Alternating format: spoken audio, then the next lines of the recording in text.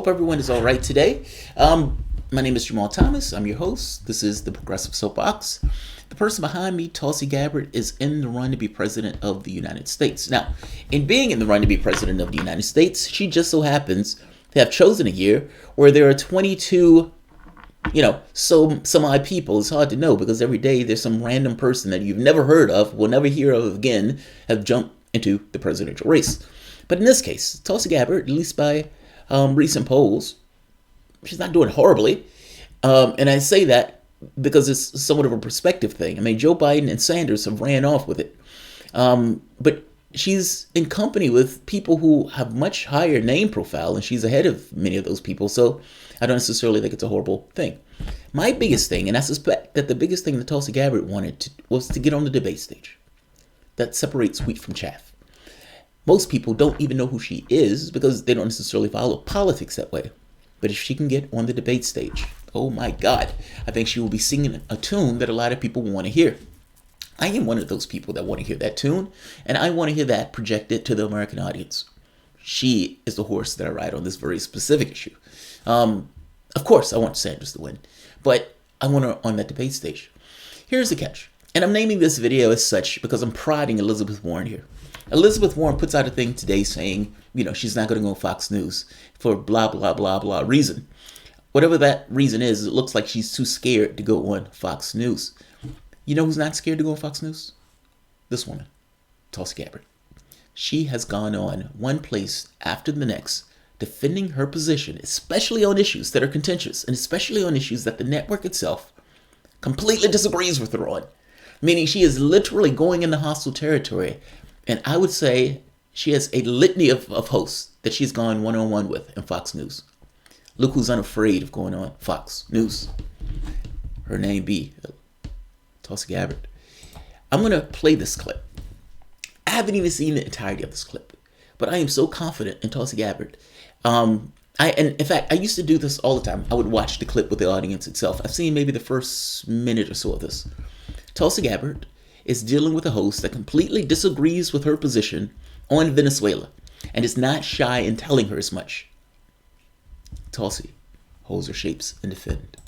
You heard Kellyanne Conway, counselor to the president there, and John Bolton have also said that, this is not a coup.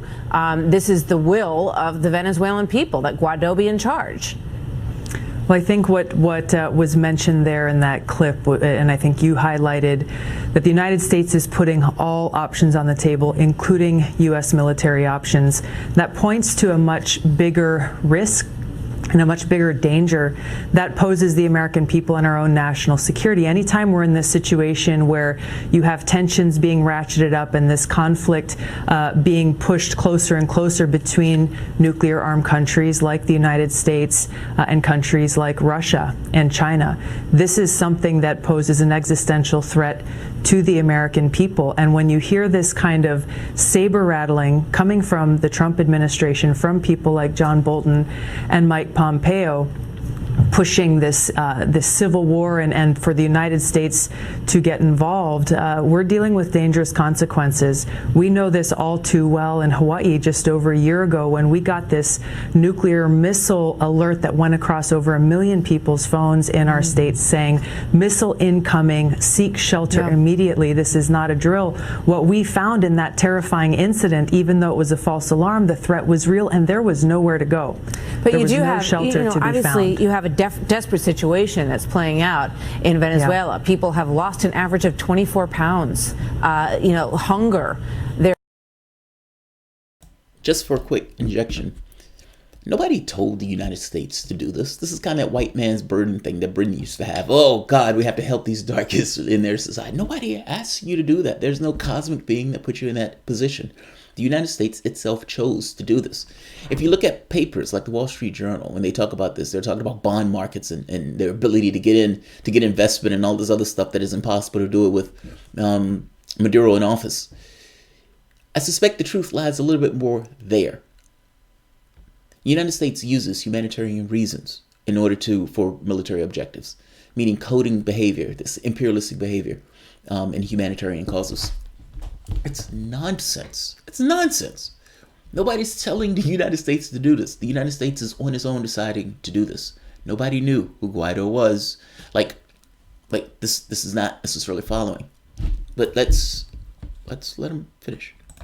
There is electricity issues, to be clear, and millions of people have fled, and we have hunger.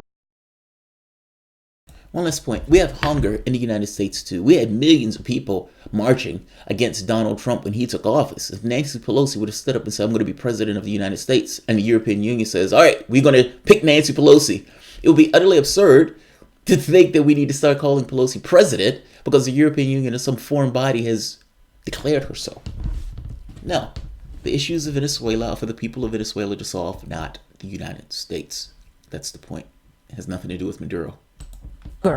There is electricity issues, to be clear, and millions of people have fled, and we have tried sanctions against the oil business, against Cuba, which has a huge influence there, and none of that seems to be working to give the people of Venezuela what they democratically voted for. And the concern is that having this in our backyard, where you could have a foreign adversary have so much control, as we see from Russia in that country now, that's a threat to our security as well.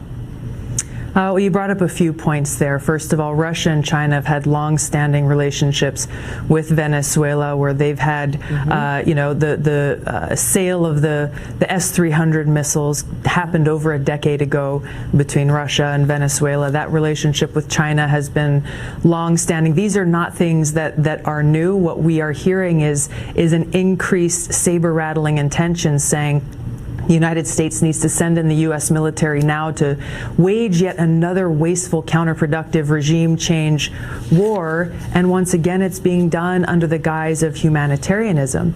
If this administration is so concerned about the well-being of the Venezuelan people, as we all are, then they should be using their influence and power to try to bring the different sides together towards some reconciliation. Well, wouldn't they say that that's exactly what they've been trying to do? We heard from Secretary Pompeo and from the president that they are hoping for a peaceful resolution here. But you have Sergei Lavrov, the Russian foreign minister, saying that our interference is a grave violation of international law. So do you agree with him? The problem is that you hear. Yes, it is. It is. This country has spent the last 3 years howling to anybody that would listen that Russia intervened into our political affairs to choose Donald Trump. While howling about that, the president of the United States has literally been squeezing a country to try to change the government of that country, and potentially, suspiciously, probably even tried some kind of weird drone attack to take Maduro out. Come on! If Donald Trump cares so much about the well-beings of the people in Venezuela, mind you, 44,000 people died as a result of the sanctions that Donald Trump has put into place. But if he cares so much, release the sanctions. The United States hit the skids in 2008 due to criminality and corruption. There was no superpower leaning on its throat to prevent it from reorganizing its affairs. Also, Juan Guaido has been working with Western powers and the United States to try to usurp power in Venezuela. Whatever you want to think of Maduro, that is literally what has taken place. If that was anybody in the United States, that person would have been arrested and prosecuted. Just saying he's still walking free. The United States is having an effect on Venezuelan affairs. That in and of itself, meaning just the change in the political space that has to take place in order to prevent themselves from giving a reason or a green light for toppling of the government. It's just extraordinary that the position here that people take is, yes, it is absolutely for the United States to take part in this kind of regime change operation. Why? Oh, because we care about the Venezuelans so much. Is that what it is? And how did your other regime change wars go? What? people like John Bolton and Mike Pompeo saying that they're hoping for a diplomatic solution, while at the same time basically using the threat of U.S. military force. That does not set the stage for diplomacy. That simply ratchets up the tensions. The United States should set the example and lead the way, bring other parties to the table to try to say, hey, let's have internationally brokered and overseen elections so that the Venezuelan people can truly have their voice heard. Do you believe that Nicolas Maduro has been a horrific leader for his people and that he should go? It's irrelevant. The bad man theory. It's irrelevant. I'm sorry. To me, that is utterly irrelevant. Like, if you're talking about a humanitarian crisis, Yemen is a humanitarian crisis. The United States is working with Saudi Arabia, a country that literally has just beheaded over 30 people, some of which were children, has literally beheaded over 30 people and has been working with the Saudis in the death of hundreds of thousands of people, not to mention I guess if you were having a conversation with me to a humanitarian crisis, this ability to care about some and completely ignore others is an astonishing feat of superhuman ability. But okay. It's almost irrelevant. Whatever you want to think of Maduro, there are opposition parties in Venezuela. Venezuela, regardless of what these people are saying, is not a socialist country. You can argue that France is more socialist than Venezuela. And whether Maduro is a good or bad guy, again, is irrelevant to some degree to the process. Does the United States have some right given to it by some god somewhere to make a determination on who should be in power, who shouldn't be in power, and should it be perfectly okay, normalize using military might in order to make that work? And if not military might, you could say a lesser degree, which I don't consider a lesser degree, kill squads or gangs, or just giving resources and putting weapons into the hand of maniacs. Why is that okay? I don't understand why that's okay. And yet that seems to be the argument that's continuously made. He's a bad guy. He's a bad guy. This is the bad guy theory. No, it doesn't matter to me one iota. It doesn't matter to me one iota. He's not massacring his people. It's like, come on. If you care about the humanitarian crisis, that's Yemen. That's Yemen. There's a difference in scale. Let's be honest. And let's also be honest that part of the chaos and the havoc that's taking place right now is because the opposition feels it doesn't need to negotiate because there's a superpower on its side. Even though it doesn't necessarily have support within the internal dynamics of the country. If you did, when you call for an uprising, you would have needed your superpower to be the only people who stand up. Just saying. I think that the Venezuelan people ultimately need to be the ones to make that decision. But they have made that decision. The United States is not helping the situation by interfering and basically pushing for externally yet another regime change war that history shows us has not turned out to have a positive impact on the people in the countries where we wage these wars. That's why I'm pushing for diplomacy. 50 countries that have backed Guaido and say that he's the rightful democratic leader of that country. I mean, if you're a person who loves Venezuela and lives there and is looking to the United States saying, please help us, are you saying that you would turn your back on them if they need, even if... When polled, the majority of Venezuelans said they wanted the United States to stay out of their political affairs. The average Venezuelan is not looking for the United States to use its brute military or some of the patsy nations that are surrounding it to break Venezuela and then impose its own person in charge. I'm sorry, I have no belief that that's true. That is, like, from the perspective of the imperialists, like the comically naive imperialists, maybe you can see it that way. Man, those Venezuelans are going to welcome us with open arms, just like those Iraqis welcome us with open arms, just like those. That's a comically absurd position, I'm sorry.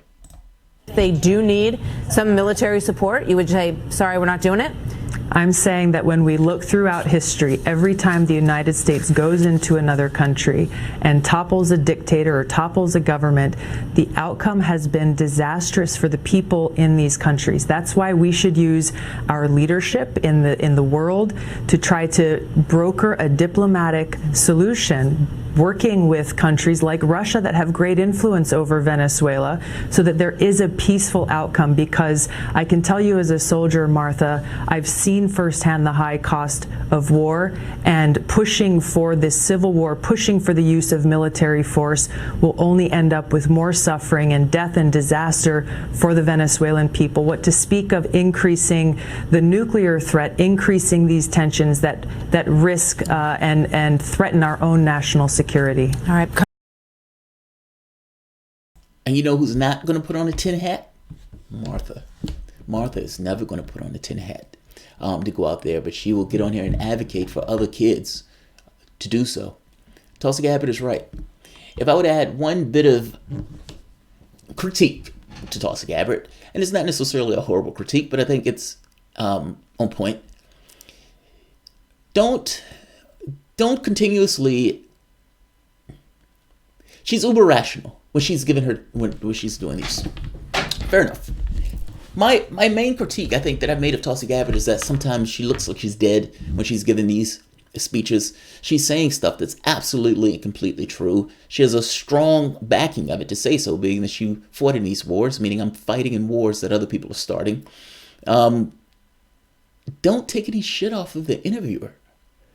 And I don't mean going after the interviewer to be a dick, but the interviewer's position is preposterous. Ultimately, her argument here is that it should be for the United States to determine who's the leader of a particular country, and completely ignores the fact that whatever the chaos that was going on in Venezuela, this format is not going to give you enough time to try to explain it, so don't necessarily go fully into it. But whatever the chaos, that the sanctions have been crippling that country. I mean, everything from medical supplies to just basic goods. This notion that it's all Maduro's fault is absurd. Also, the proposition of, what do you want us to do? Do you really want the United States to use its military to invade Venezuela? Asking the interviewer questions is not necessarily a horrible thing. You're not being a dick about it. You're not being absurd. You're not flipping out. You're not being hysterical. But I don't necessarily think it's bad for when an interviewer is asking you something to try to, make it clear in people's head the opposite proposition that's being put forth. I mean, come on. This woman is talking about sending military troops into Venezuela and is acting as if that position is the position. I mean, I understand you're on Fox News, but I don't necessarily see the point of sitting there defending for 2 minutes on something that's an absurd proposition. Not to mention what we're doing in Iran, this back and forth with Russia and China. At a certain point, you're fighting the world. At a certain point, when is it not the world at fault, but when is it you? When is it you? If everybody in the class hates you, maybe it's not the entire class. All right, I'll leave it here. Shout out to Tulsi. Good job. As always, not scared to go on Fox News. What do you know? There may be some people on Fox or that watch that and says, you know what? She's right. And guess what? Even if that's 5% of the viewing population, that's 5% more people that you had in your pocket that you weren't going to have before, because the only thing they would have heard up to this point was this host screaming at the height of her lungs about war. There's something to be said about going into hell and giving a sermon. Shout out to Tulsi Gabbard. Too bad Elizabeth Warren is too scared to do it. If you enjoy the content, please consider supporting the PayPal or Patreon. Thanks all.